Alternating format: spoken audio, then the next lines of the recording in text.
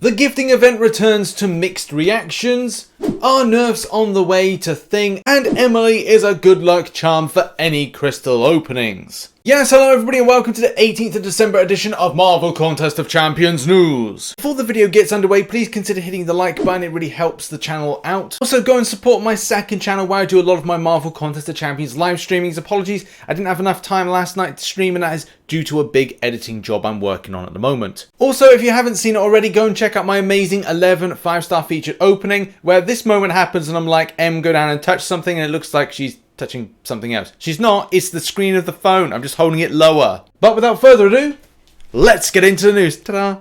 We kick things off in the forum where there's been something that's been of an issue of the last week, and that is getting into the forum. For some people, they've had this kind of weird cert SSL certificate security rubbish that's been popping up when they've been trying to log in. The finishing part to this story is that it's all resolved now. Kabam have sorted it out, so you shouldn't have to worry about this being a problem when accessing the forum in future. In other news, and DNA 3000 has put together an arena drop odds analysis. This was really fascinating when I sat down and read it, and especially looking at the extent of how many to what you get out of it based on arena crystals as well as uncollected arena crystals. It is a fun little read. I'm not going to obviously read through it, but I would welcome people to go to the description and just check out the odds side of things, because a lot of times when it comes to like the gifting event once a year, we all kind of go like, okay, well, units aren't dropping for me, and this is very unfortunate. I've had times when the last week I've been opening stuff and getting trash from uncollected arena crystals, but obviously doing arena crystals, which now I do more of, but if I had a greater volume, maybe I do uncollected arena crystals. At the moment, the units are the things that are most important to me, and obviously for a lot of players when it comes to gifting. So how you lie on this, go to the description, give this a good read because it is a really fascinating read with some deep dive analysis and loads of little nice conclusions to it. So it is well worth you going down and reading it through. In other news, and I bring you glad tidings, and glad tidings of joy, for the gifting event has returned. Unfortunately, I think it is marred in the fact that we do have fraudsters, and will fraudsters now look at this as an opportunity to pounce back into the contest? Maybe they will do, especially considering we had so much trouble this year and the gifting badge had to be removed for a permanent basis, only being given back now in a temporary light. With Kabam Mike saying, yes, we brought it back, knowing that we are opening ourselves up to fraudulent behavior because we know that this is a fan favorite event. This is a temporary event, and while we explored many options on how to do it, none of them worked. Our options were to either not run it at all or run it as we did last year, knowing this is an event that many of our summoners look forward to every year. We made the choice to run it. And this was very much the case. Kabam were damned if they do and damned if they don't, for the sake of the fraudulent side of things and for the sake of what players want to see. Now it's up to you if you really buy into this event. There is a deal that's normally out on Christmas Day if you are interested in buying into some of those deals. But also the fact is, if there's a lot of people that are free to play, they may not choose to buy any units for this and mainly kind of go into arena to grind out to then take part in this event. I myself have done 10 great gifting crystals, which I recorded the video last night and is out today, but as well some very kind people have sent me through stuff. Viper47, shout out to yourself, Wolverine, and I think there's someone called Jeff that sent me through some gifting crystals, so thank you very much for those. I'm now out of units, so I'm going to get back into arena grind in order to get some more back, but the gifting event is incredibly lucrative for Kabam as well. So obviously this event has to go on without a hitch, but man, people have got some crazy luck, like seeing this here, off of one crystal, 10,000 6-star shards. Man, I'm at a point where I need this so damn badly. And another instant when 15,000. Oh my god, yeah. Look, level 17 as well. This is an alt account of somebody's. And look, we all need it. I'm not saying like I need it personally. We all need this. But man, it's crazy to see the luck people are getting. Another instant here off of one, someone's able to get a 5-star awakening gem crystal. I think actually someone sent this in a Discord to me as well. Another incident where someone off of one crystal's got this. And as well Deacon, and not to mention as well, this were from Dreadwolf over off of 2. He managed to pick up a 5-star Thanos. Man, like you guys have had some crazy luck, and you'll probably see you've had better luck than me when it comes to my opening later on in the day. Now, yesterday, Seaton pointed out the fact that there is some very shady comparisons between the amount of money you put into what you get out of it.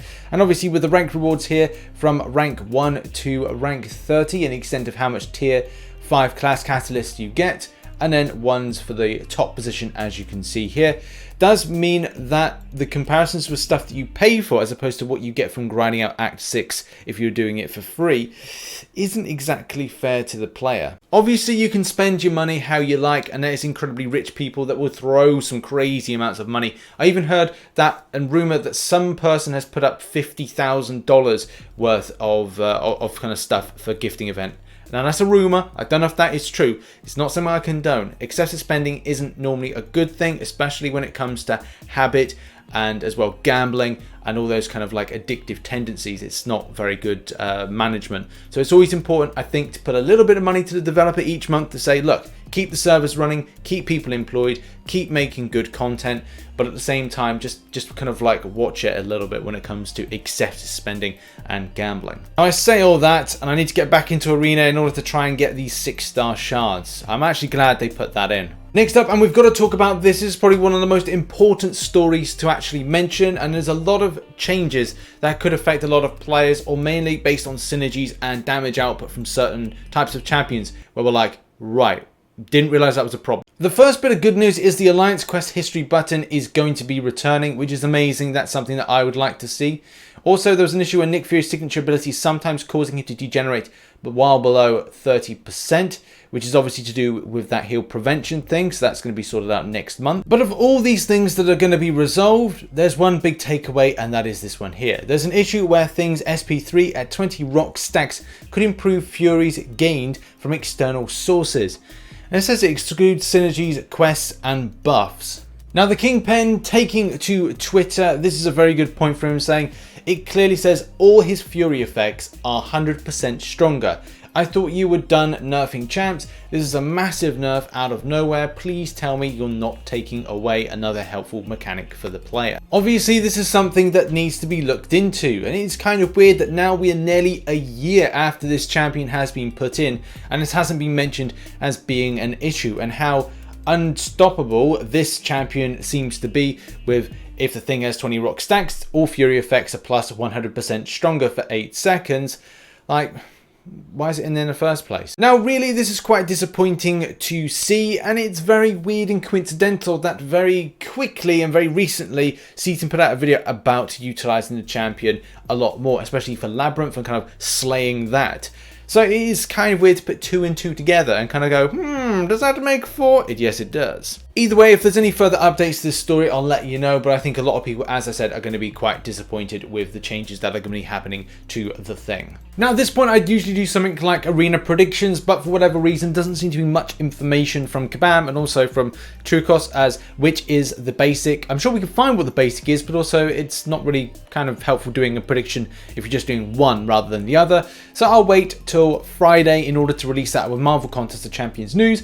So I thought I'd just mention this and its upcoming characters for January 2020. This is the full look of Nova, which, as you know, is the Richard Rider version and actually looks really darn tasty. And then you've got Squirrel Girl as well. Now, if you're thinking about eating her, maybe she could be quite tasty, but no, don't eat squirrels. It's a red squirrel and they're very rare in the UK. But yeah, Squirrel Girl does look pretty good. Both of them look well put together as characters, and the design team have done an amazing job making them their own. More so with Squirrel Girl, who does look and also doesn't look too much like any kind of counterpart in other games. So well done to Kabam on the like originality with the design of Squirrel Girl, and also Nova looks just amazing. So I'm really looking forward to seeing what the abilities are when it comes to the January release. And now on to 2 funny stories that I just want to share with you guys. Now, Marvel Contest of Champions put out this thing about 5 years, and the Grand Master responded saying, "Oh, a Contest of Champions. I hope my champion is winning." So I responded back with, "What champion is your champion in Marvel Contest of Champions? Is it the champion?" He didn't even respond, so I got him. Also, I was copied in on this message to the MCOC team, Invincible, Seaton, and 3 others, whoever those are. And it basically is from Piblo, so Hi Piblo, who says, you guys have to make a Lego game of this or a movie. Please let me know on my account, Piblo. Have a great day and keep up the updates. This goes to my favourite legends and the MCOC team. Really respect you. Keep up the good work. I'm a fan. So Piblo, if you're watching, thank you very much for the lovely message. Appreciate it. Much love. And there we have it. That has been Marvel Contest of Champions news for the 19th of December 2019. Check out some content here. Check out some content there. Also, my Greater Gifting Crystal video was recorded last night, but it's being posted today at 1700 hours GMT. So look out a little bit later on for that. Thank you again for watching, and I'll see you in the next one. Bye-bye for now.